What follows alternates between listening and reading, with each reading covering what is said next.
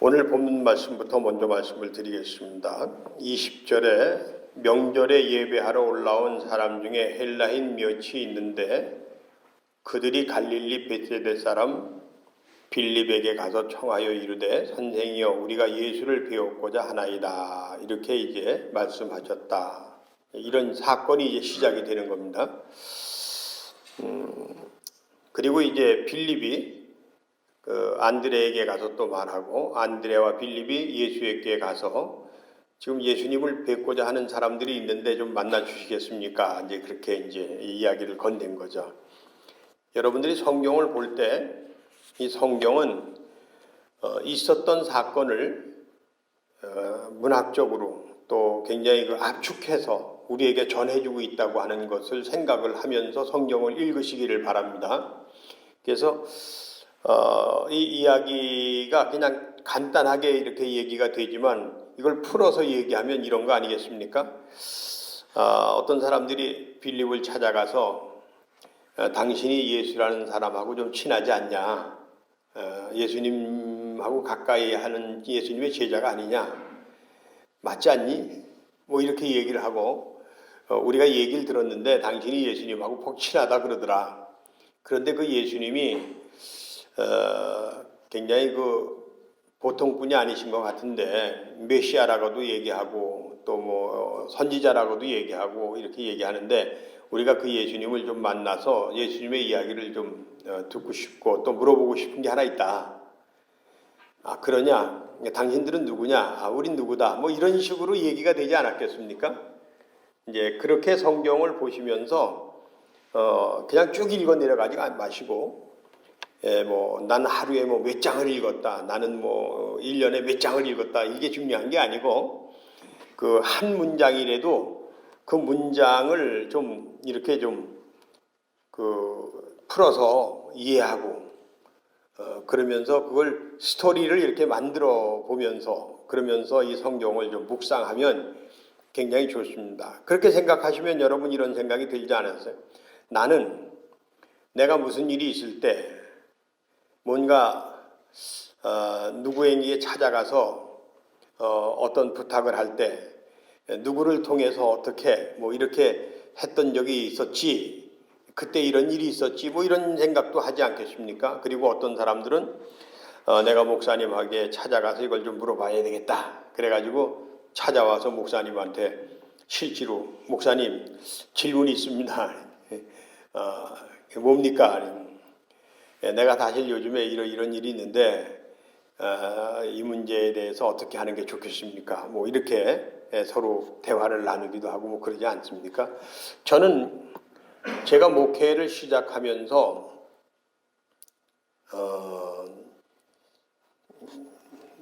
크게 두 가지를 제 나름대로 선택을 했는데 그 선택을 참 잘했던 것 같아요. 여러분 따라서 한번 해봅시다. 인생은 선택이다. 어떤 선택을 하느냐가 굉장히 중요한 겁니다. 그런데 그 선택 속에는 반드시 나의 의지와 나의 노력도 있지만 보이지 않는 성령의 역사가 있게 되길 간절히 축원합니다. 어쨌든 저는 목회자로서 살아갈 때 농촌교회에서 목회하는 목회자가 되겠다 하는 걸 이제 첫 번째로 생각을 했어요. 그 다음에 이제 그 일에는 가치가 있다라고 하는 생각을 했기 때문에 그렇습니다. 여러분들이 선생님을 하거나 혹은 사업을 하거나 무슨 어떤 일을 하든지 간에 그 일에는 좋은 어떤 선한 의미가 있고 가치가 있지 않습니까? 이제 그런 것을 선택을 하는 거죠. 그리고 두 번째는 권위라고 하는 것, 목회자, 목사님이라고 하는 권위를 벗어던지고 교인들과 함께 그냥 친구로 벗으로 함께 그리스도 안에서의 형제로 똑같은 형제로 내가 목사니까 교인들보다 대접을 받아야 되고 내가 또 권위를 가지고 뭘 해야 되고 이런 것이 아니라 물론 권위는 스스로 세워가는 것입니다만 권위를 무시하는 게 아니에요.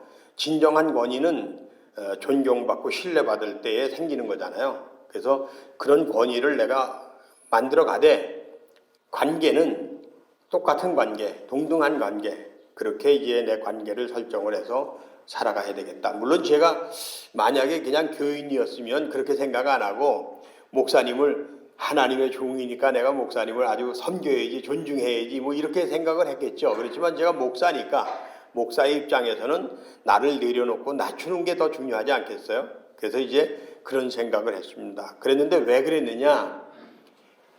친구가 돼야 서로 허심탄회하게 얘기를 할 수가 있거든요. 무슨 얘기든지 간에.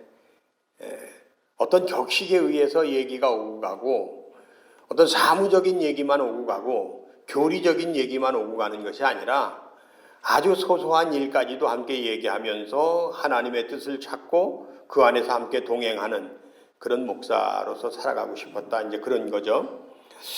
그런데 제가 한석교에 와서 교인분들하고 가깝게 지내게 되는 거는 굉장히 시간이 오래 걸렸어요. 여러분들 생각에는 목사님은 이래야 된다라는 기준이 있기 때문에 그 기준을 여러분들 스스로가 내려놓고 친구로 받아주는 그런 과정이 아주 너무 오래 걸렸던 것 같아요.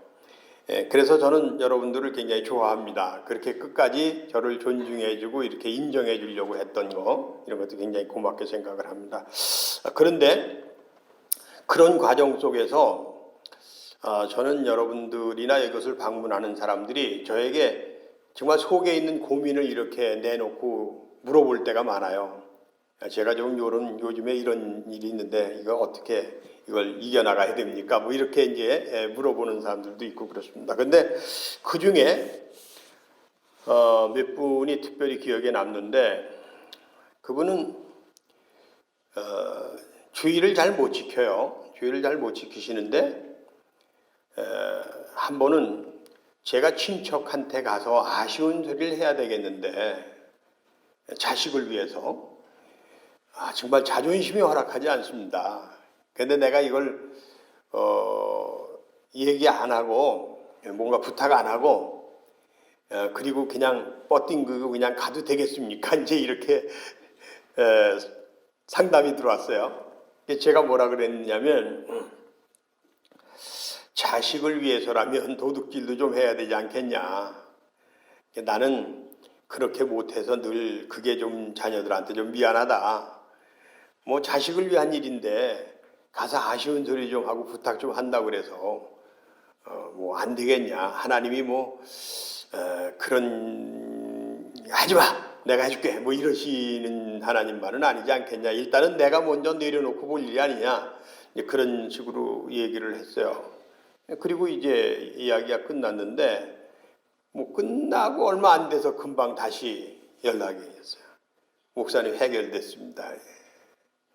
아쉬운 소리 안 하고 부탁 안 했는데 일이 해결이 됐다는 거예요. 할렐루야.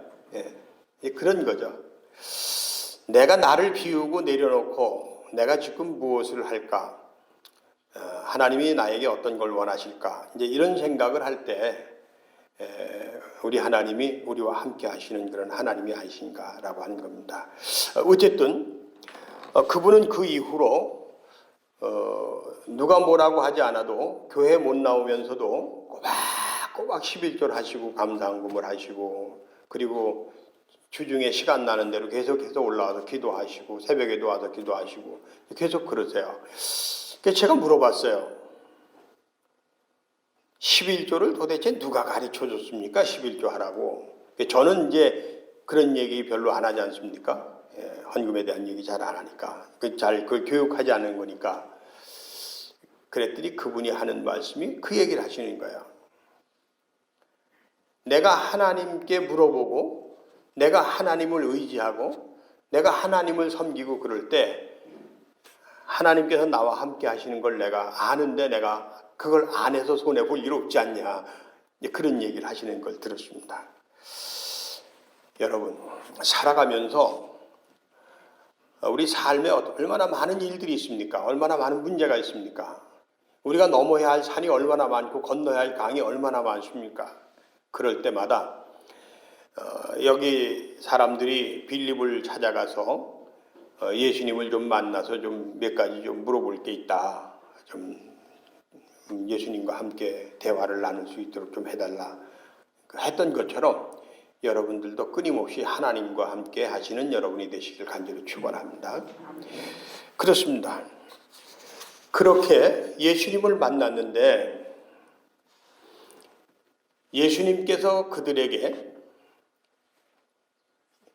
23절에 보면 예수께서 대답하여 이르시되 인자가 영광을 얻을 때가 왔다. 이렇게 얘기를 합니다. 인자가 영광을 얻을 때가 왔다. 그렇다면 이분들이 예수님에게 무슨 질문을 했는지 약간 짐작할 수 있지 않겠습니까? 당신이 왕이라고 그러는데, 당신이 메시아라고 그랬는데 언제 당신이 왕이 될 겁니까? 언제 당신이 이 세상을 지배할 겁니까? 언제 당신이 대통령이 될 겁니까? 그 얘기 아닙니까? 그 얘기 속에는 당신이 빨리 왕이 됐으면 좋겠습니다. 지금 이 세상, 이 구조 속에서는 도저히 못 살겠습니다. 억울한 게 너무 많고 뭔가 답답하고 속 터지고 이렇게 가다가는 우리가 다 망할 것 같고 그러니까 당신이 빨리 왕이 돼서 좀 정말 하나님의 나라, 영원한 나라, 고통도 슬픔도 없는 그런 아주 행복한 나라를 좀 세워줬으면 좋겠습니다. 뭐 그런 질문을 한 거 아니겠습니까? 그랬으니까 이렇게 대답하시지 않았겠어요? 내가 영광을 얻을 때가 왔다. 야, 영광을 얻을 때가 됐다니까 진짜 뭔가 이제 이루어지나 보다. 그런데 그 다음 말씀이 기가 막힌 얘기를 하는 겁니다. 같이 한번 읽어보겠습니다. 24절입니다. 내가 진실로 진실로 너에게 이르노니 한 알의 밀이 땅에 떨어져 죽지 아니하면 한 알 그대로 있고 죽으면 많은 열매를 맺느니라. 너희들이 생각하는 것처럼 내가 왕이 돼가지고 칼을 휘두르고 그리고 버튼 하나만 누르면 핵무기가 날아가고 세계를 지배하고 내가 대한민국에다가 방위비 좀 더 많이 내라고 그래가지고 터무니없이 그냥 방위비를 인상해서 막 돈 내라고 그러고 막 이러는 대통령이 아니라 오히려 지금 우리가 뭘 도와줬으면 좋겠습니까?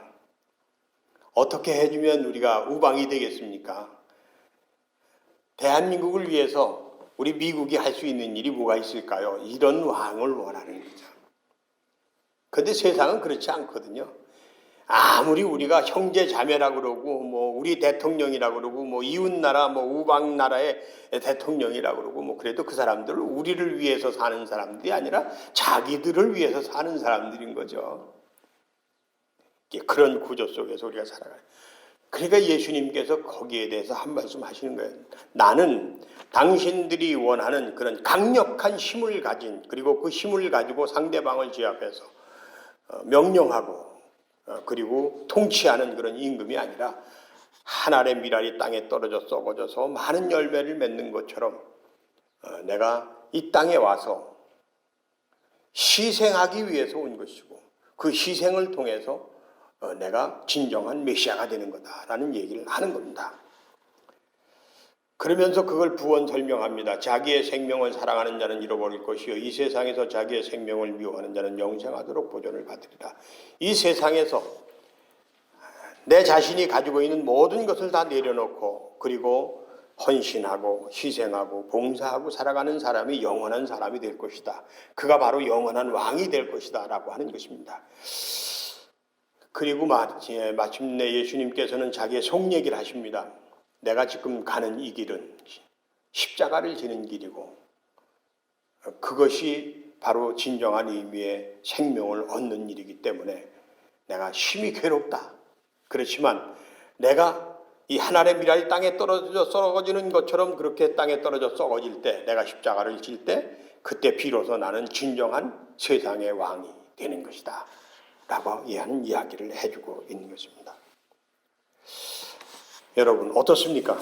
저와 여러분은 그동안 이 땅에 와서 이 세상에 살면서 무엇을 위해서 어떻게 살아왔는지를 한번 생각해 볼 때 정말 우리는 우리의 삶 자체가 십자가를 지는 삶이었는지 그리고 한 알의 밀알이 땅에 떨어져 썩어지는 것처럼 나와 함께하는 모든 사람들을 위해서 내가 가지고 있는 모든 기술과 재능과 이런 것들을 갈고 닦아서 봉사하고 헌신하고 수고하면서 살아왔는지 한번 생각해 볼 필요가 있지 않겠습니까? 저는 기억력이 매우 좋지 않은 사람이고 머리도 무척 나쁜 사람입니다. 하여간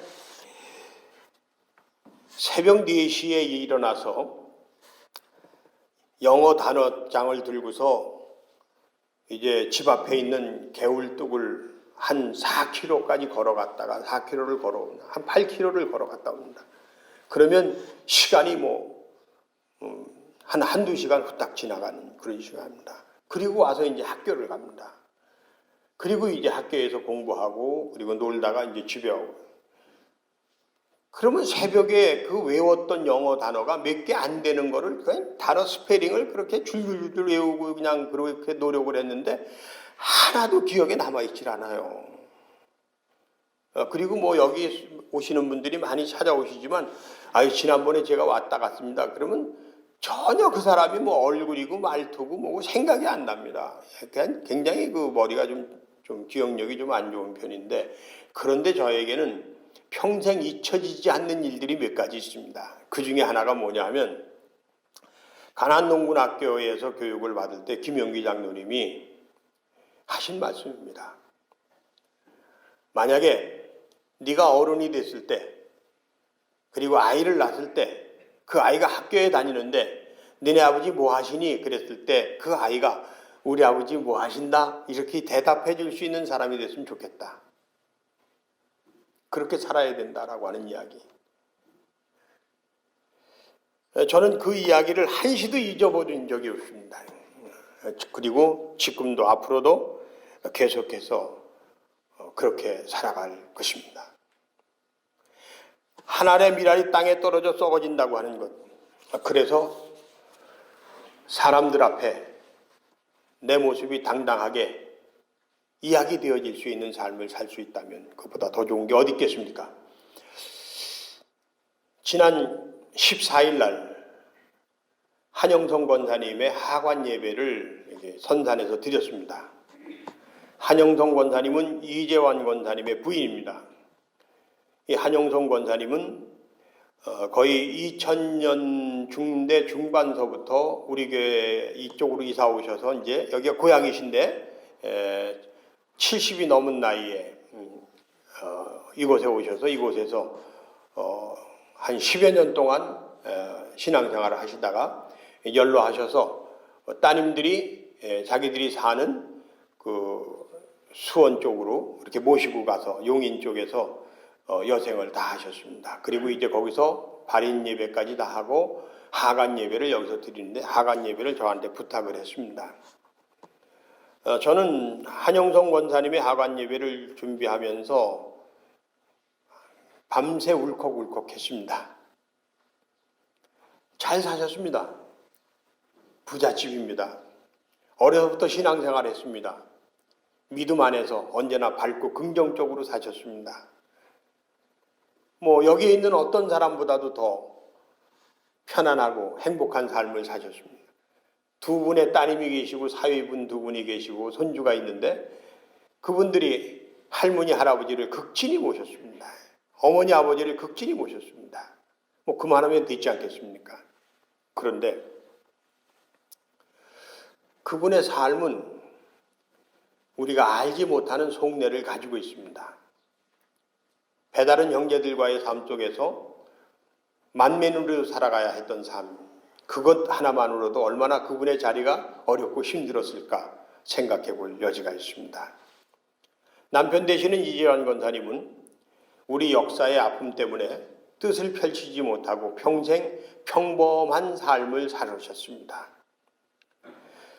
마음껏 날아다니지 못한다는 것, 마음껏 뛰어다니지 못한다는 것 때문에 그분은 자기의 그런 아픔과 고통을 이기기 위해서 쉼없이 일해야 하는 분재를 평생의 업으로 삼으셨습니다. 하루는 제가 물었습니다. 분재를 왜 하시는 거죠? 라고. 아픔을 잊기 위해서 한다고 하시더라고요. 더 많은 것, 더 큰 것, 더 위대한 것들을 이루고 싶은데 그것을 이룰 수 없는 그런 한계가 그분에게 있었습니다. 그런 사람의 아내로 함께 살아가면서 남에게 풀지 못하는 분노와 화를 풀어대는 그것을 다 받아가면서 살아가야 했던 한 여인의 삶은 우리 사회의 모든 여성들이 가지고 있는 삶인지도 모릅니다. 그렇지만 그것은 못난 이의 삶이 아니고 실패자의 삶이 아니고 패배자의 삶이 아니라 그렇게 함으로써 많은 열매를 맺게 되는 한 알의 밀알에 이 땅에 떨어져서 썩어지는 위대한 삶이었다고 하는 것을 알 수가 있습니다. 여러분들은 적어도 그렇게 사셨습니다. 땅에서 흙냄새를 맡으며 농사를 짓는 사람의 아내이거나 돈도 되지 않는 농사를 지면서 가족의 미래를, 가족의 생계를 책임져야 하는 그런 자리에서 힘들게 살아온 사람들이었습니다. 대부분이 그렇습니다. 감당할 수 없는 시련과 고통을 이겨내면서 뭔가 자기가 맡은 일을 해내지 않으면 안 되는 십자가의 길을 가는 사람들, 그런 삶이 위대한 삶이고 부활의 삶이며 영원한 생명의 삶이라고 하는 이야기를 해주고 있는 것입니다. 예수님께서는 만왕의 왕이 되시기 위해서 이 세상에 존재하는 모든 사람들에게 생명을 주시기 위해서 이렇게 살아야 된다고 하는 것을 십자가를 통해서 우리에게 남겨주신 겁니다. 그래서 우리는 이것을 위대한 유산이라고 부르는 것입니다. 지난주에 저는 여러분들에게 예수님께서 제자들의 발을 씻기시면서 선생인 내가 너희들의 발을 씻겼으니 너희도 서로 이와 같이 서로의 발을 씻기라 라고 얘기하셨습니다. 이 말씀은 제자란 누구냐, 그리스도인이란 누구냐라고 하는 것에 대한 아주 명쾌한 해석입니다. 예수님의 제자라고 하는 사람, 그리스도인으로 살아간다고 하는 사람, 한 교회의 목사라는 것, 한 교회의 장로이며 권사이며 집사라고 하는 것, 그것은 먼저 다가가서 상대방의 발을 씻어주는 사람이 얘기하는 것입니다. 여러분들은 여러분의 삶 속에서 상대방이 먼저 손을 내밀기 전에 여러분들이 먼저 다가가서 그 손을 붙잡아 주면서 요즘 얼마나 어떻게 힘들지 않으세요? 요즘 어떻게 사세요? 괜찮으세요? 그 아프던 것은 이제 다 나셨어요? 제가 도와줄 일은 뭐 없겠습니까? 라고 하는 한마디를 건네야 하는 사람들입니다. 남편이나 아내가 어디 나갔다 들어오면 별일 없었어? 잘 갔다 왔어? 뭐 기분 나쁜 일은 없어? 괜찮아? 내가 도와줄 일은 없어? 라고 먼저 다가가서 한마디 말을 건네는 것, 그것이 바로 하나의 밀알이 땅에 떨어져 썩어지는 것과 똑같은 이야기를 라는 것을 우리가 알아야 되는 겁니다. 그저께 저희 집사람이 갑자기 볼이 아프다 그러면서 볼이 부어온다고 그래요. 저녁을 먹다가 갑자기 얘기를 합니다. 낮에부터 여기가 아프기 시작했는데 이상하다고 그래요. 보니까 여기가 이렇게 붓기 시작해서 볼거리가 시작이 됐습니다. 그저께부터 오늘 아침까지 저는 틈만 나면 여보 괜찮아? 안 아파? 어떻게 좀 더 심해? 어때? 라고 물어봤습니다. 병원에도 좀 같이 갔다 왔습니다. 저는 이것이 거창한 것이 아니라 아주 작고 사소한 일이지만 먼저 다가가서 그 사람의 발을 씻어주는 일이라고 생각을 합니다. 이게 그리스도인입니다. 이 말씀을 드렸습니다. 오늘은 제가 코로나19 때문에 예배를 드리지 못하고 가정 예배를 드리면서 설교 노트로 예배를 대신했던 그 기간 동안에 중지했던 초기 한국교회에 대한 이야기를 다시 시작하려고 이야기를 시작합니다. 그 이야기 가운데 한국교회의 초기 선교사들 가운데 이곳에 와서 선교했던 분들이 어떤 분들이었느냐라고 하는 것을 두 가지 또는 세 가지로 얘기할 수가 있습니다. 그 첫 번째가 뭐냐면 교육을 통한 선교입니다. 학교를 세워서 아이들을 가르치는 것이었습니다. 두 번째가 뭐냐, 의료를 통해서, 서양 의술을 통해서 의술을 베푸는 것을 통해서 선교를 하는 것이었습니다. 세 번째가 뭐냐면 이제 농민운동입니다. 90% 이상이 농민인데 이 농촌에 사는 사람들이 어떻게 하면 더 잘 살 수 있을까? 내가 무엇을 도와줄까? 그래서 사과 심어서 사과를 기르는 법을 가르쳐주고 뭐 하여간 이런 것들을 통해서 농촌 선교를 했던 분들이 있습니다. 그리고 한 가지 더 이야기하자면 6.25 이후에 전쟁 이후에 고아원을 시작을 하면서 가난한 사람들을 돕는 선교사들이 있었습니다. 하여간 이런 겁니다. 이런 이야기들을 시작하면서 오늘 한 알의 미랄이 땅에 되어서 이 땅에 떨어져서 썩어지니까 그 열매들이 맺히기 시작했는데 그 열매가 바로 오늘날 코로나19를 극복하는 데 가장 큰 힘이 됐던 복원학이라고 하는 것이 초기 선교사들을 통해서 시작이 됐다는 이야기입니다. 초기 선교사 가운데 알렌이라고 하는 선교사가 있었는데 이 알렌은 고향인 오하이오주에서 웨슬리안 대학을 졸업하면서 신학을 공부를 했습니다. 그리고 마이애미로 가서 마이애미에서 의과대학을 졸업을 해서 의학 박사가 돼서 의사가 됐습니다. 그리고 선교사를 지망해서 한국의 선교사로 왔습니다. 그리고 이곳에서 이제 서양 의술을 펼쳐가는 가운데 학교를 세우고 병원을 세우면서 제일 먼저 가리킨 게 이제 복원학입니다. 이것이 시초가 돼서 오늘날 대한민국이 코로나19를 극복하는 예방의학 그리고 이제 이 질병관리본부를 통해서 크게 공헌하는 이런 일들을 해냈다고 하는 것입니다. 이런 생각을 하면서 여러분 우리들 자신들도 우리들의 삶 속에서 한마디 말을 가지고서라도 땅에 떨어져 썩어지는 한 알의 미랄이 되는 삶을 삽시다. 먼저 다가가서 발을 씻겨주는 사람이 됩시다. 이런 말씀을 오늘 드렸습니다. 기도할 때 우리 각동환 권사님 나오셔서 기도해 주시겠습니다.